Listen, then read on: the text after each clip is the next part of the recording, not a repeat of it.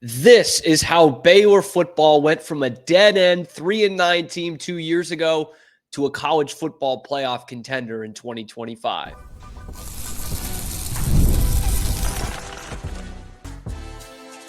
You are Locked On Baylor, your daily podcast on the Baylor Bears. Part of the Locked On Podcast Network, your team every day. Hello there, Bears fans. Welcome to another episode of Locked On Baylor, brought to you by FanDuel, part of the Locked On Podcast Network, where it's your team every day. I'm your host, Cam Stuart of ESPN Central Texas, as well as the Cam Show on YouTube. I appreciate you guys making this your first listen today and every day as we go over the biggest positional change, the biggest positional evolution that Baylor football has had from their awful 3-9 season in 2023 to a season in 2025 that comes with a ton of hype and expectations for this team. Plus, we will look at some new preseason award winners for this football team and who's starting to get recognition and why. And then on the bitter end of things, Baylor baseball losing a big-time player to the transfer portal. How will this hurt Mitch Thompson's team going into a 2026 season that they will have some expectations in? All that and more coming up on this episode of Locked On Baylor. We start where we start. It's finally time. I've had you guys asking for this for really a couple of months now, but specifically in the last week in the comments section. And it's fitting because Baylor 2 years ago was a pitiful 3-9 team. This year, all we've talked about all summer is how hyped up they are for 2025. And I think, honestly, one of, if not the biggest reason why, is the trenches. Let's do it. Let's talk trenches, baby. This is real football. And as much as we want to say Sawyer, Robertson, Bryson, Washington, Josh Cameron, Jake Spavital, we've got to look at the trenches as a point of evolution for Baylor football over the last 2 seasons. Because I was researching this. You guys know I'm a football head. I'm not much of a football scout. Okay, I'm not going to just watch film and tell you which guys improved their technique and where. But what I found so interesting was just looking at the depth chart, specifically on the offensive line from 2023 versus this year of 2025. Let's take a look. 2023, on that line, your starters were Gavin Byers, Clark Barrington, Campbell Barrington, Caden Siriaki, Elijah Ellis, and that's it. Okay, then you fast forward to actually, I should look at this too. Let's look at the backups for each of them. Avin Abaselli, left tackle. George Bailey, who has since left in the transfer portal. Colton Price, backup center. Ryan Lengel, backup right guard. Tate Williams, backup right tackle. Okay, then you look at 2025 and what this projects to be. Sidney Fugar, Ryan Lengel, Colton Price, Omar Egbedian, and Caden Siriaki. 3 of those 5 guys were your backups 2 years ago. And in 2025 in college football, that's a big deal that they're still on the team 2 years later and are huge parts of why they've turned this thing around. For those of you who've been listening and watching the show the last couple of years, you'll remember after the 23 season, I did a couple of segments about how they didn't lose anybody in the transfer portal. Really. Okay. A couple of guys here and there, right? Armani Winfield, Drake Dabney, Blake Shapen. But all in all, they didn't lose their young core players. And I was like, is that really where you want to be? Your team just went 3-9. Your coach is coaching every day for his job until he's not. Why would you want to keep everybody from that team? It was a disaster. And they brought in Mason Miller, who had worked under Mike Leach, but had most recently been at Tarleton. And he comes in at day one, when the microphones are first in his face. They ask him what he thought about the film. And he said, I didn't watch the film. I didn't watch film of any of these guys. And I'm like, are you kidding me? I'm slamming this guy on the show. And he says, I'm running a completely different kind of offense.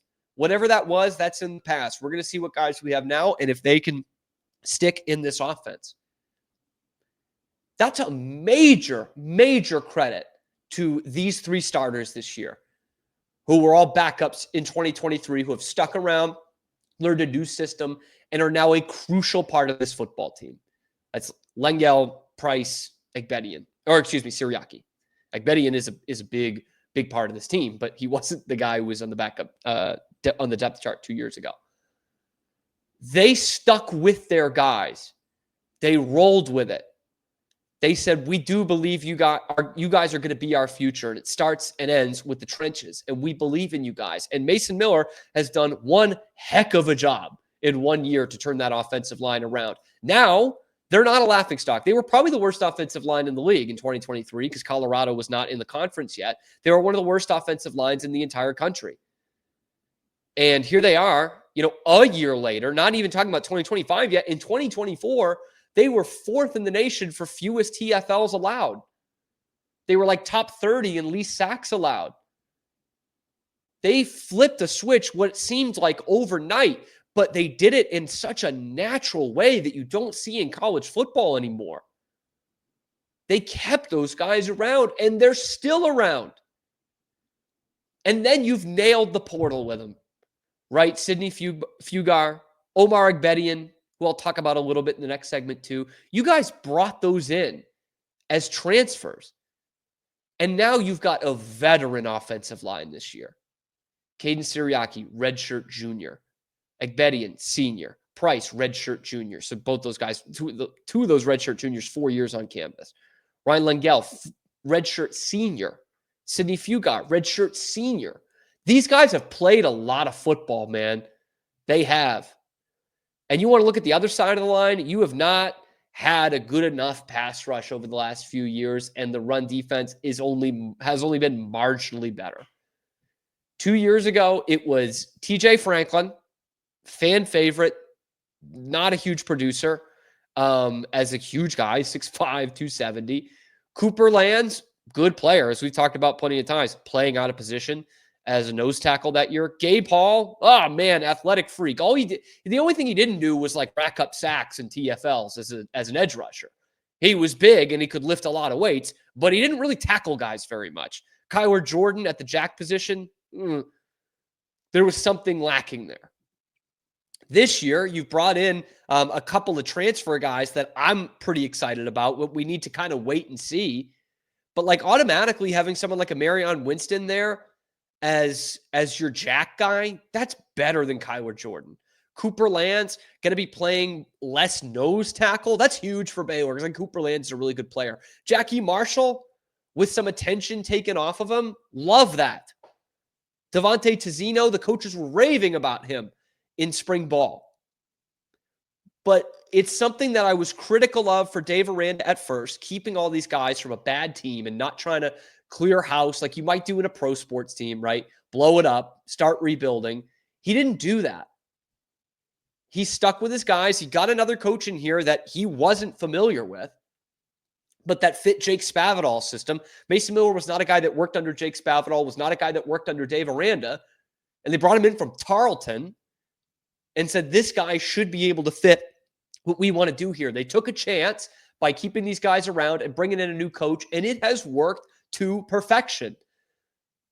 So that offensive line looked like it flipped a switch in the middle of last year. I say looked like because clearly they worked very hard for a long time. But that was a huge, huge part of this Baylor team turning it around midway through last season. So when people ask me now, what is this line going to look like in 2025? It's no secret, guys. It's going to be better than it was in 2024. It's going to be better. We're finally at a point where we've almost raised Baylor's floor because of that. You know, this year, we're talking about quarterback and running back and skill position guys because for the first time in a couple of years, we're like offensive line, all set. They're good. Barring a major injury, they're just fine. In fact, pretty good. One of the strongest units in this league, I think. And some of these positions, even if they do have an injury, they've got depth, man. We're not even talking about Colton Thomason, the former four-star guy they got out of the portal from A&M. We're not even talking about Isaiah Robinson, a four-star guy from Arlington Lamar. We're not talking about those guys. The future is very bright in the trenches for the Baylor Bears. They need to get better at rushing the passer this year. But offensive line, man, this team is set. And it's as good as it's looked in 3 years when they brought everybody back from that Sugar Bowl team. You should be excited about this offensive line. And you should be excited about this football team. We'll tell you what players you should be excited about that you might not even be excited about yet. We'll do it next on Locked On Baylor. But first, a word from our sponsor, which is FanDuel. Y'all, summer sports are in full swing. Whether you're all about baseball under the lights, golf on the green, or high-stakes soccer action, FanDuel is the best way to make every game more exciting. You're already following the action. Why not make it a little more thrilling? With FanDuel, you get in on the game while your friends are getting sunburned at the beach. It's easy to use, it's fast to pay out, and makes even regular season games feel like must-watch events. Whether I'm placing the same game parlay or watching a bet ride into the ninth inning, FanDuel makes it feel like I'm part of the action. If you're new to FanDuel, new customers can bet just $5 and get $150 in bonus bets if your first bet wins. Let me say that one more time. New customers, you bet just $5 and you got $150 in bonus bets if that first bet wins. So open the FanDuel app today or visit FanDuel.com to get started. That's the FanDuel app or FanDuel.com to get started today. Love the way those trenches look for Baylor this year. I do. I'm also a little parched, so hold on one sec. No need to stop the recording. You guys can vibe with me. So we talked about the trenches and what that's going to look like for Baylor football, but it's also the season of preseason awards, which not a lot of you like, right? I get comments all the time. Who cares about preseason polls? Who cares about preseason recognition? And then the same people will ask me, well, Cam, how are we looking at this position this year? Well, let's pay attention to the awards. Then we'll know who to look for. And the All-Texas team was released today, which had more than just a little bit of a Baylor flavor. Okay. The preseason All-Texas selections made by Dave Campbell's Texas Football, which is a publication that you guys love and I really, really trust. Some of these are the names that you might expect, right? Josh Cameron, Sawyer Robertson, Bryson Washington, even Keaton Thomas. But that is just a few of the six that were named, seven Baylor Bears that were named. Along with those guys, you also have Jackie Marshall, you have Travion Barnes, a new transfer, and you have Omar Agbedian. Those are names that I think some of the casual Baylor fans don't even necessarily know yet. Omar Agbedian, man, I talked about that offensive line in the last segment. What a breath of fresh air this guy's been. You know, he comes in from Montana State last year. Good program, FCS, but one that we're not exactly watching every week. Remember last year, they brought in a couple of big-time offensive linemen. The other one was Kurt Daniker from Ohio, one of the highest-rated group of five. I guess that's what it is, right? Group of five offensive linemen in the country. He comes in, he gets hurt again in spring football, and he has to retire. It's the end of his career. The other guy they brought in was Omar Agbedian, who was the highest-rated interior offensive lineman in all of the FCS. And now, not only is he a starter for you this year, but he's one of the players to look for. It's going to be preseason all Big 12 as well. Like, that's a guy who's become a stalwart on your offensive line, which has hugely, hugely improved. Again, top 5 in the country, at least amount of tackles for loss last season. Big time year for Agbedian, who is a Katy native, by the way. I forgot he is a Texas guy. Here's what the write-up says. This is from Max Calderon from Baylor Athletics. A vocal and physical leader on a BU offensive line that improved to 6th nationally in offensive line efficiency, up from number 112 in 2024, earned all Big 12 honors while paving the way for an offense that ranked 20 nationally in total offense, 19 in scoring offense, 19 in team passing efficiency, and number 27 on total first downs. That's what I was really looking for. Number 27 on total first downs. Omar Agbedian is a huge part of this team now, and I think Travion Barnes is going to be the same way. If I go back to those hypothetical conversations where people are asking me, hey, Cam, who are you looking forward to this year? Who's one of the names we should look out for? I said, man, damned if you shouldn't be looking at Travion Barnes.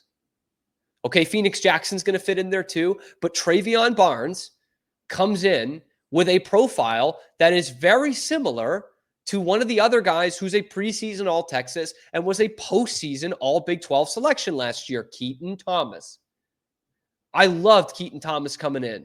I didn't think he was going to be that good that quickly, but I just loved his build, his makeup, and his resume. Right? He was a guy who was pretty good in coverage, both at the JUCO level and in high school, because he didn't play a ton of defense that first year at West Virginia. He was quick. He was a tackling machine at JUCO. He was one of those where he had like 20 more tackles than anybody else on Baylor's team in 2023, and he did it in 3 less games. He came in and was a tackle machine for Baylor in the Big 12 right away. He's going to have the headset in the helmet this year in all likelihood. Travion Barnes is the next Keaton Thomas. He comes in as the Conference USA Defensive Player of the Year from a year ago at a lower level, FIU, right? But he comes in with that kind of pedigree and those kind of stats. Keaton Thomas really thrived last year, mainly because he was really good, but in part because he was playing alongside Matt Jones, who had the camera equipment, the audio equipment, whatever the hell you call it, in his helmet. Keaton Thomas really benefited from having Matt Jones playing alongside him. Now he's going to do the same from the other role for Travion Barnes. And I'm glad that someone is starting to take notice, the Dave Campbell's people especially, because when these guys come in, we saw it with Keaton Thomas, when they come in and I rave about him, people say, well, can he do it in the Big 12? Like, oh, he did it in Conference USA. Yeah, it happens a lot, actually. You know, Ashton Hawkins came from the Sun Belt and did pretty well in his first year at Baylor. I think we can expect the same thing from a guy like Travion Barnes. You know, it's not 100%. I was pretty high on Keaton Thomas and Kendrick Simpkins last year. I was 1 for 2 on those. You know, Kendrick Simpkins didn't do anything for Baylor last year. Travion Barnes going to be a huge part of this team. And the last guy that's kind of under the radar that I want to talk about, it's a name I've talked about before and a name you know, but Jackie Marshall. Let's talk about Jackie Marshall a little bit. I think on any given Saturday, Jackie Marshall could be your best defensive player. I really think he could be a game wrecker. Have we seen a lot of it yet? No, we haven't. Not nearly enough of it yet. But I think Jackie Marshall possesses that. I think he's got that kind of athleticism, that kind of build. He is tough to block. And there are some games against weaker competition early in the year last year that I saw where he was a wrecking ball and teams had a lot of trouble blocking him. And then as the season went on, the offensive lines got better. I don't know that Jackie Marshall got better or worse, but they could give kind of a lot of attention to him. Right? It wasn't a super strong defensive line for Baylor. If they take the leap that I think they're going to this year, you can't put all your eggs in the Jackie Marshall basket. Okay? You can't do that. You've got other guys to account for. That's big for Jackie Marshall. That's huge. And I don't want to say it like he had a bad year last year. It's still pretty good. 13 games, all of them, 42 tackles, 6.5 TFLs, and 3 sacks, 5 hurries and a forced fumble. 22 quarterback pressures led the team. You just go a couple of quarters, and sometimes it gets into a couple of games where you're not noticing Jackie Marshall. I'll tell you what, there were other people that were noticing Jackie Marshall. Okay? I have it on good account from people close to the situation that there were coaches for LSU after the bowl game asking Jackie Marshall to come home to Louisiana and play for them, and started talking dollar figures. After the Texas Bowl, on the field, Jackie Marshall is going to be a huge part of this Baylor defense this year. And if he has a season where he's going to go invisible for a couple of games, that's going to really hurt Baylor. If Jackie Marshall is going to be what Jackie Marshall absolutely should be and what the LSU coaches saw in him, he's going to have a monster season. I really do. And adding a new level of Jackie Marshall and adding a Travion Barnes and adding some of the guys you did in the defensive backfield, again, we'll see. Fingers crossed on Devin Turner. It's not looking great. You have a vastly improved defense. And it's those guys, these couple of guys to watch out for that you might not have already been watching out for. You know, like Bediam was an all Big 12 guy, but he's an offensive lineman. I'll forgive you if you don't know those guys inside and out. Guys like Travion Barnes and Jackie Marshall, which people are noticing, are going to be huge parts of this defense this year, and a defense that absolutely needs to get better for Baylor. We've talked about it before. We will talk about it again. that defense needs to take a huge step up if Baylor is going to be a college football playoff team, a true Big 12 championship contender, in 2025. Coming up, let's talk some baseball a little bit. It was a step forward for Baylor baseball this season, but they might have just lost their best hitter to the transfer portal. How does that change their expectations going into 2026? Let's talk about it next on Locked On Baylor.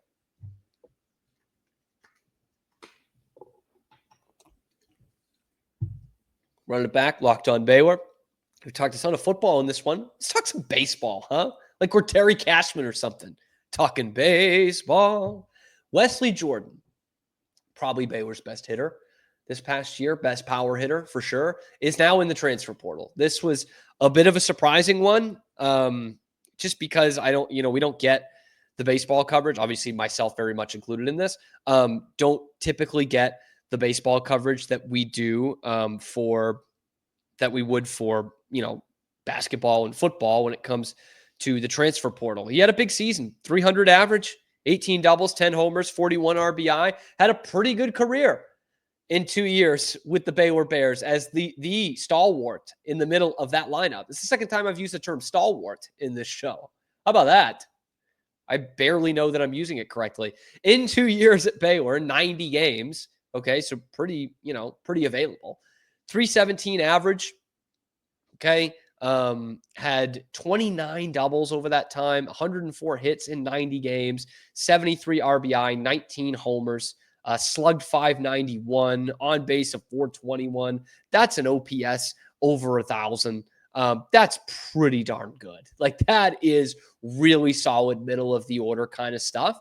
And I don't know this. This is pure speculation. Okay. I don't have a source on this one, but I wonder how much of this move has to do with revenue sharing. Okay. Baylor baseball is going to get more scholarships. They're already getting more scholarships than they had 2 years ago. Remember, that totally changed the archaic nature of college baseball, where they only had 11 1/3 scholarships or whatever it was. Now they've got 35, 37. They can almost fill out a team just on scholarship players, but that does not guarantee that they're going to give you a lot of money. And where I think revenue sharing really affects the sports that we watch, I think it affects baseball maybe the most, because baseball already has a pretty clear-cut hierarchy, even more so than football, of Southeast SEC public schools. Okay, you've got your TCUs, you've got your Dallas Baptists. You don't have your Rices or your Long Beach States or your Cal State Fullertons anymore, but you've still got some of those private plucky ones. I mean, Coastal is public, but it's a small school that just went to the College World Series final. But for the most part, right, it's LSU, the team that beat Coastal. It's Florida. It's Auburn, Tennessee, A&M after a really disappointing year. UT, it's these SEC schools that are mostly public outside of Vanderbilt. And this is where the rich get richer. This is what we're talking about with the rich getting richer. Because now the SEC, which didn't really want for a ton of money in the sport of baseball anyway, now that school like Arkansas, that powerhouse, has 35 to 38 scholarships, whatever it is, and they'll put some money into it. Because they actually might make some money off baseball. Going to Omaha, you can make some money off that.